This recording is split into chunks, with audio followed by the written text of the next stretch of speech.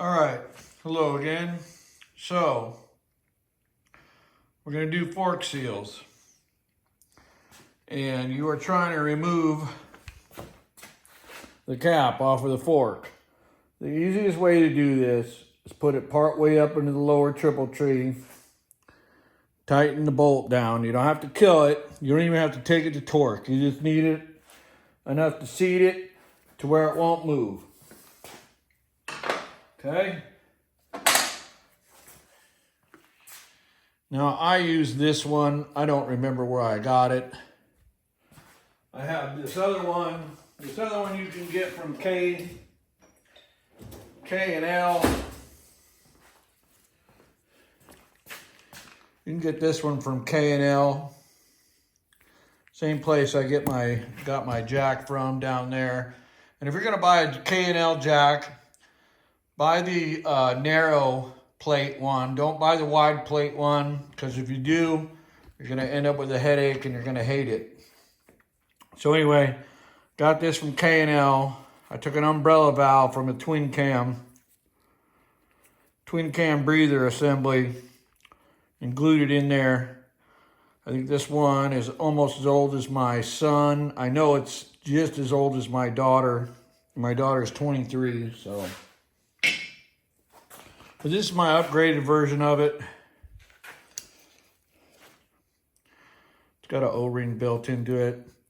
It's got this hex head on top, so you can either use a half-inch driver, or I think this is 15/16 on the hex head. Anyway, you can use a large crescent wrench on this too. I just don't like it. I like to buy tools or make tools that fit. So anyway, we're going to take our fork cap tool. We're going to take the cap off. Now, if you have a lowered bike, and it's hard for me to explain that one, but if you watch one of my other videos on Sportster, I think it was a Sportster I did at a Nightster, he had a lowered bike, and usually lowered bikes they're usually under preload on the compression spring, and they tend to shoot up. So just be warned. Be careful when you're doing front ends. Everything I do is for entertainment purposes only. This is not a school. This is for entertainment. So if you do this, you're on your own.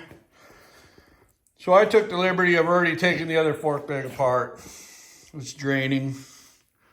I have a hook in the ceiling, and I use a bungee cord and a catch pan. So we've already got that one disassembled. So we're gonna go ahead and keep moving forward.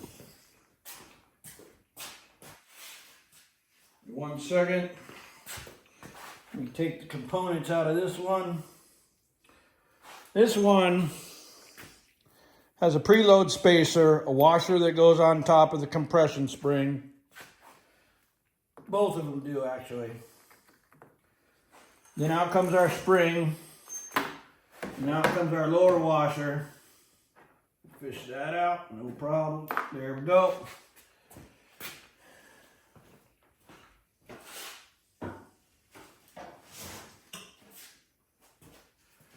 All right. So we'll take this off the bungee. It's been dripping for a while. It's pretty dry. Or not dry, but pretty empty. So now let's go over here.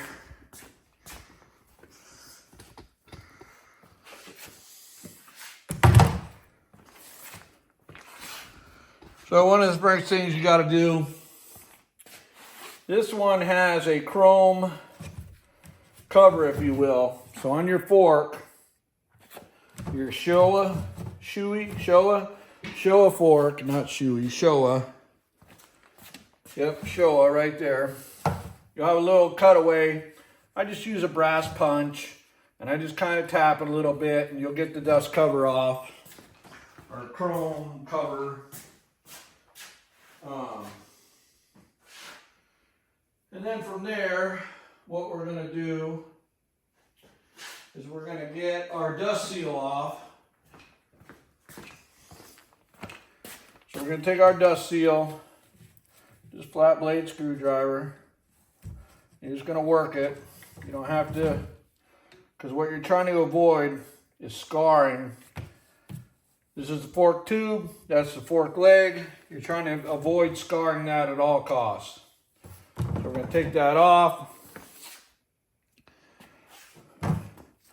This is just an external dust seal. Take that off, we'll set it over there. So now, what we're going to do, I have everything out, but I didn't bring it over to that side of the garage, out to that side. So a lot of people struggle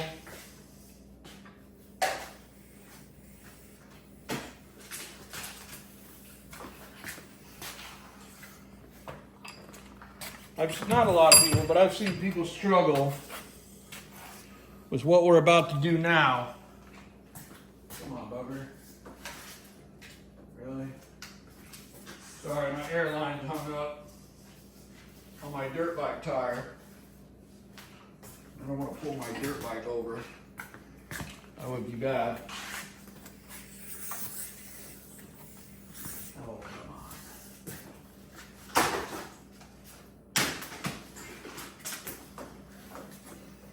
All right, sorry. All right, so one of the key things to this in here, where your fork tube goes into your fork leg. Now this is a standard telescoping fork, okay? It's called telescoping because it goes in and out like this, aka telescoping.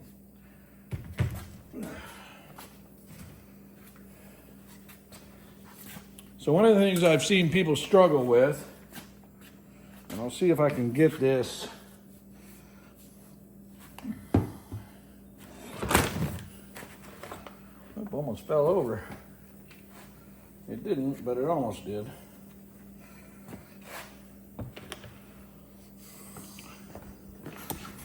So one of the big things I've seen people struggle with on this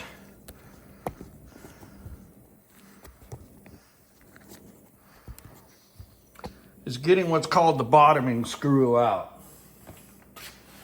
So you want to see the easy way to do that? Take a brass punch, put it down there. Almost hit myself. Okay? That shocks it. I used a brass punch to shock it. Now your bottoming screw will vary in size. This particular one takes a 6 millimeter.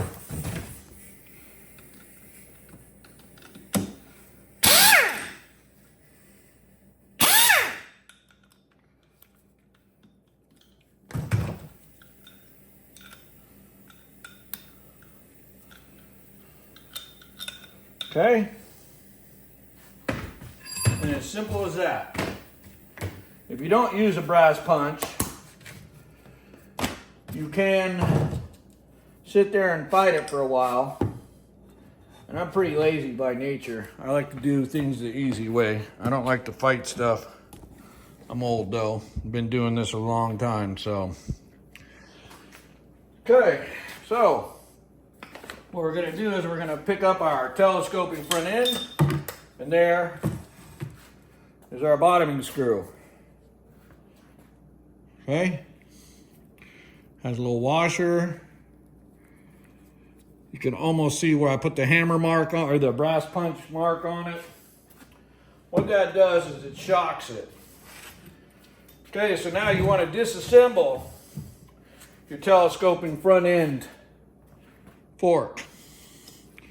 Down inside here, there's a little spring clip. take a screwdriver, same one if you like, that you got your dust shield off with. And bingo. I don't know if you can see that very well here, so I'm going to take it off. That's what it looks like. Little spring clip. Okay, well now, you've gotten that far. What do I do now? Ready? There. There's your three. That's your three key components to your telescoping fork leg. Okay?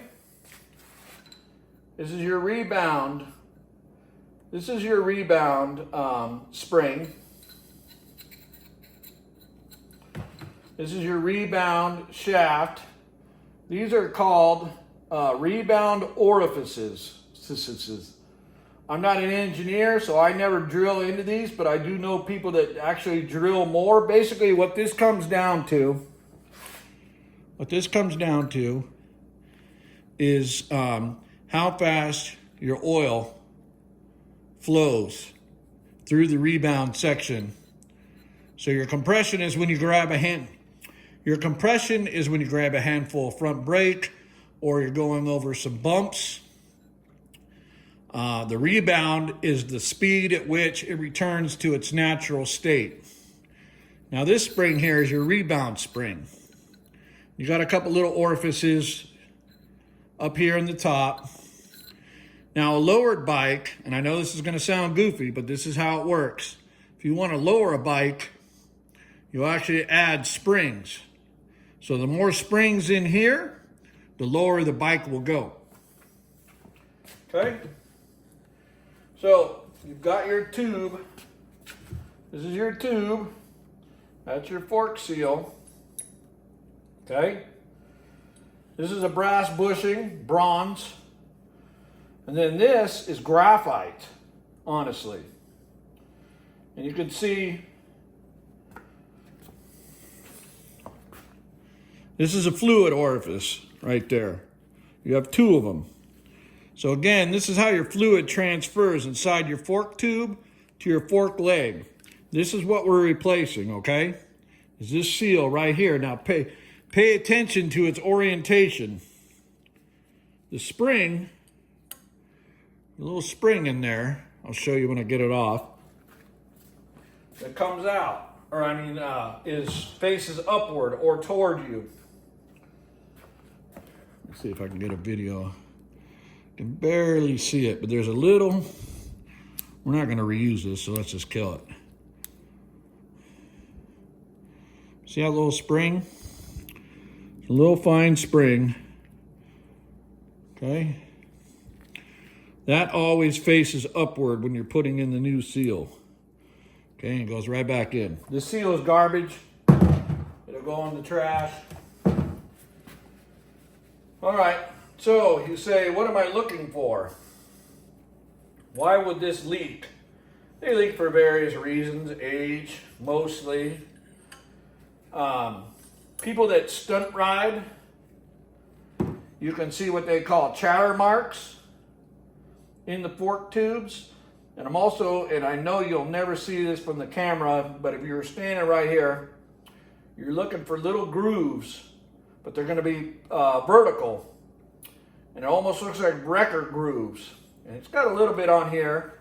I mean, this is a 24-year-old bike with 39,000 miles on it, almost 40,000 miles, which for this particular bike is nothing, but they do wear.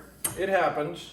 My FXR, I replaced my fork tubes because I could not get my seals to stop leaking. So what I'm looking for, because I had nasty record grooves. So what I'm looking for is if this bronze wears out, it turns to like a silver, like a dull silver color. And then the same with this graphite. If this graphite rubs off, it'll turn to this bronze. So it's showing me signs that it's just old.